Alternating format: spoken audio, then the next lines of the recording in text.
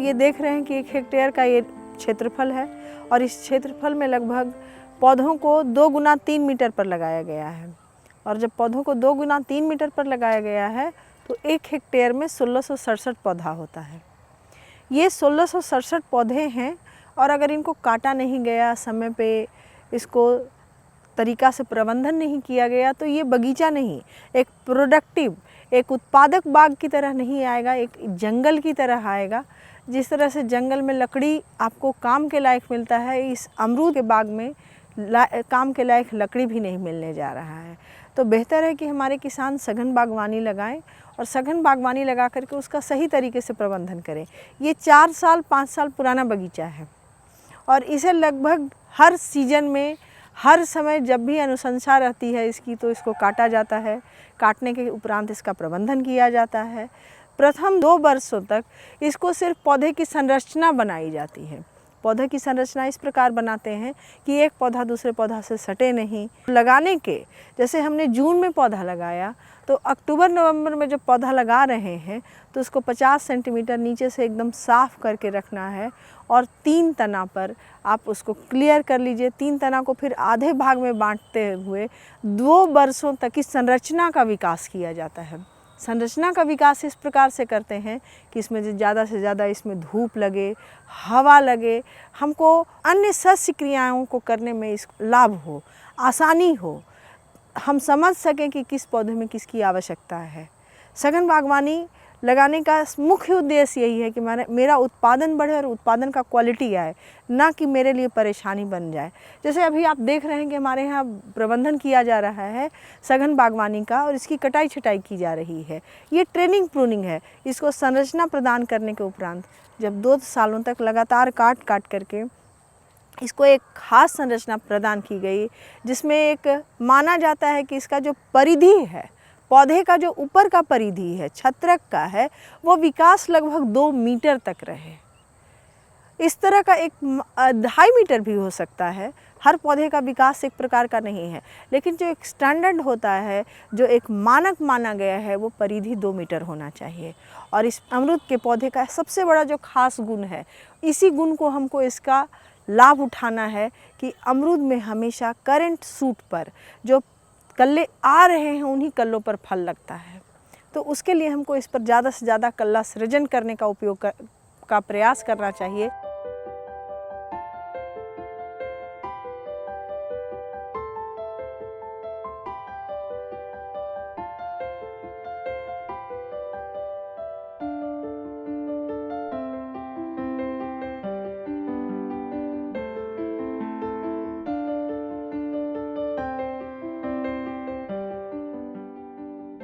मुख्यतः अमरूद में 3 बार कटाई होती है।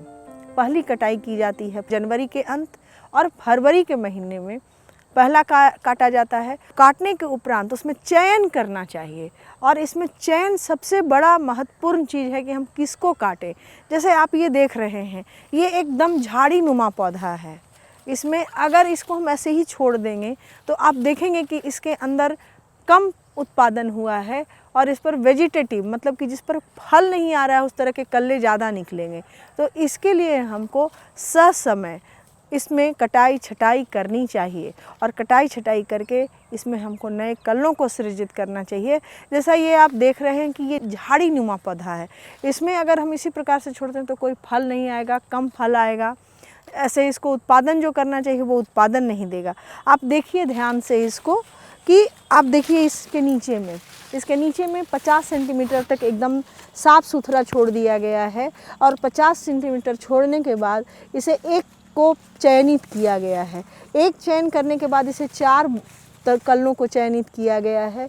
4 कल्लों को 50-50 सेंटीमीटर पर काटा गया है और अब उन 4 कल्लों को फिर से काट करके इसमें से 1, 2, 3 कल्लों को निकाला गया है। अब ये जब 3 कल्ले आ गए हैं हमारे, तो इन 3 कल्लों को अभी के समय में अक्टूबर 3 बार चयनित किया जाता है। फरवरी में आप काटें, फरवरी में काट करके इनके सारे पत्तियों को इस प्रकार से झाड़ दिया जाता है। झाड़ने का मुख्य उद्देश्य यही होता है कि जैसे आप देख लीजिए इनकी जितनी गांठें हैं, 1, 2, 3, 4, ये लगभग इतने छोटे से तना में लगभग 10 से 12 कल्ले सृजित हो रहे हैं। इस कल्लों का ही हमको सृजन करना है। और अगर हम इसमें से पत्तियों को नहीं झाड़ते हैं, उस अवस्था में क्या होता है, यह एक सिंपल साधारण सा विज्ञान है जो हमारे किसानों को समझना चाहिए।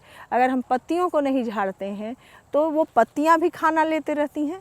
इसके आगे में जो ये कलिका निकलेंगे, ये कलिका जो निकलेंगे, ये कलिका भी बनाते रहता है। तो इसमें से जो स्ट्रगल कर पाता है वो निकल पाता है, नहीं तो फिर वो वहीं पर कलिका काली होकर के गिर जाती हैं, रह जाती हैं और हमको कम कल्लों का सृजन होता है।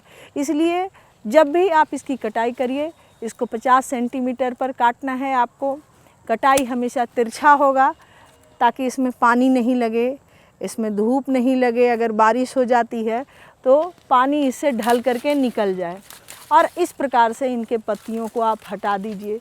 इस तरह से जो पूर्व में इस पे फल लगा है उस तनों को हटा दीजिए ताकि ये खाना लेने का काम ना करे, अन्न उत्पादक न रहे।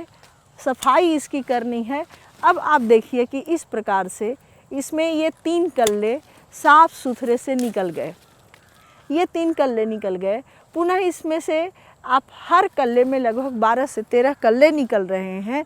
तो अगर हम 3 कल्लों के बारे में सिर्फ जानना चाहेंगे तो 3 कल्ले हैं तो 12 भी निकलते हैं। तो 12 दूना 24, 12 तिया 36, 36 कल्ले इसमें सृजित होने चाहिए। अगर 36 कल्ले सृजित होते हैं और अगर हमको 6 कल्ले में ही फल प्राप्त होते हैं तो हमने एक तना पर 6 कल्ला ऐसा सृजित किया जिसमें कि आपको फल आ रहा है।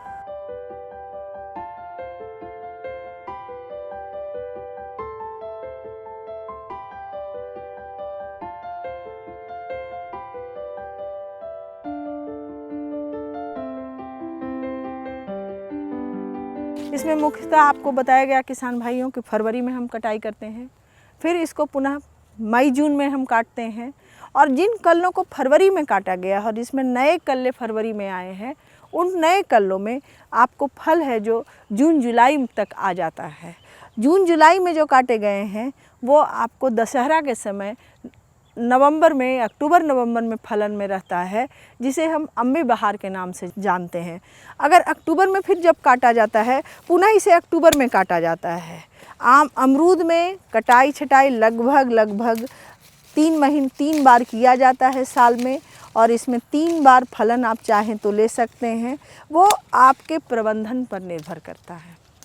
और जब भी इसकी कटाई छटाई की जाती है तो पुनः इसमें आप उर्वरक दें। काटने के उपरांत इसे चूना में कॉपर ऑक्सीक्लोराइड मिलाकर इसे पुनः इतना दूरी तक पेंट की तरह इसे अच्छे से आप इसको सुरक्षित कर दें ताकि इसमें कोई कीड़ा मकोड़ा न लगे। इसमें रात में शीत ने या पानी बरसे तो इसमें पानी नहीं लगे। इसे सुरक्षित करना भी अति आवश्यक है। इस प्रकार से एक आप अपने सघन अन्न उत्पादक बाग को भी आप उत्पादक बना सकते हैं और पर इकाई अपने उत्पादन को बढ़ाकर आप मुनाफा कमा सकते हैं।